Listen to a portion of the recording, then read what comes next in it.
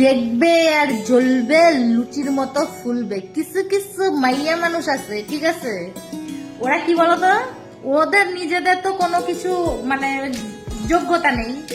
ওরা মানে কি করবে, বিয়ের আগে বাপের কাছে হাত পেতে টাকা দিত, বাপের ভরসায় চলতো।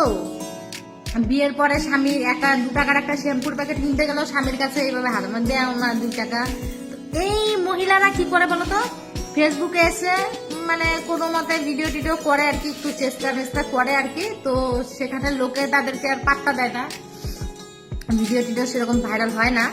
আমি এটা অহংকার করছি না, এখানে একদল এসে বলবো তুমি কি অহংকার করছো। অহংকার না, এটা আমি গর্ব, আমি নিজেকে নিজে নিয়ে গর্ব করছি, ঠিক আছে, এটা অহংকার না।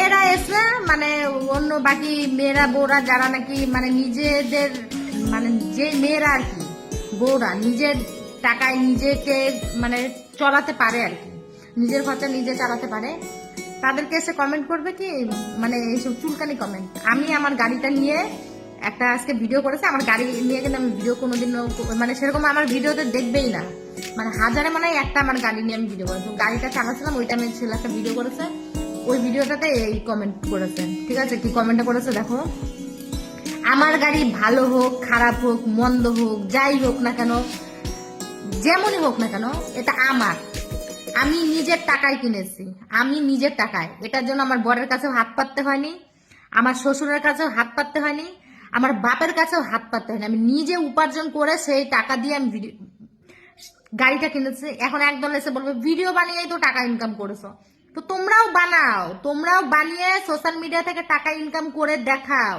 ঠিক আছে, তোমরাও টাকা ইনকাম করে দেখাও। এখন আরেক দল এসে বলবে তুমি তো শরীর দেখে ভিডিও করো, চোখ যদি থাকে তাহলে এই কমেন্ট আমাকে করবে না, ঠিক আছে। কোনটা শরীর দেখানো ভিডিও আর কোনটা ভদ্রভাবে ভিডিও সেটা বোঝার যদি মন মানসিকতা তোমাদের থাকে আর চোখ যদি থাকে তাহলে এই সমস্ত কমেন্ট আমাকে করবে না, ঠিক আছে।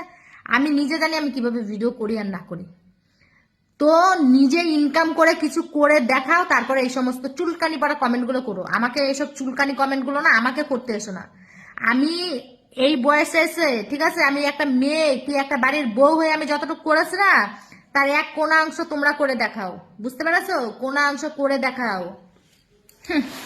চুলকানি পড়া কমেন্ট। আমি নিজেকে না নিজের টাকায় চলাতে পারি, ঠিক আছে। আমার যে বাপের বাড়ি আছে সেখানে আমি বাপ ভাইকে আমি যথেষ্ট পরিমাণে হেল্প করি, আমার বরকে আমি যথেষ্ট পরিমাণে হেল্প করি, ঠিক আছে। ওই সংসারটাতে যথেষ্ট পরিমাণে হেল্প করি, বরের আশায় সবকিছুতে বসে থাকি না, বুঝতে পারছো। আমার বড়ও ইনকাম করে আমিও ইনকাম করি। তো চুলকানি কমেন্ট না করে না নিজে কিছু করার চেষ্টা করো, সবসময় বরের কাছে এইভাবে হাত পাতার থেকে নিজে কিছু করার চেষ্টা করো। ভগবান হাত পা বরকেও যেরকম দিয়েছে তোমাকেও ওরকম দিয়েছে। কোনো শাস্ত্রে লেখা নেই যে ছেলেরা শুধু ইনকাম করবে আর মেয়েরা ঘরে বসে বসে খাবে, ওটা কোনো শাস্ত্রে লেখা নেই। আমি যদি আমার সংসারে 2 টাকা ইনকাম করে যদি আমি বরকে সাহায্য করতে পারি সেটাতে কোনো পাপ হয় না, কোনো অন্যায় হয় না, বুঝতে পেরেছো। আমি যদি 2 টাকা ইনকাম করে যদি আমি বরকে দেই সেখানে আমরা ভালোভাবে চলতে পারবো, বাইরের লোকের সাথে চলবে না, বাইরের লোকের ভালো হবে না, আমাদেরই ভালো হবে। তো এইসব চিন্তা ভাবনা নিয়ে চলো, লোকের পিছনে চুলকানি কমেন্ট গুলো করো না, বুঝতে পেরেছো, ফালতু বেয়াদব।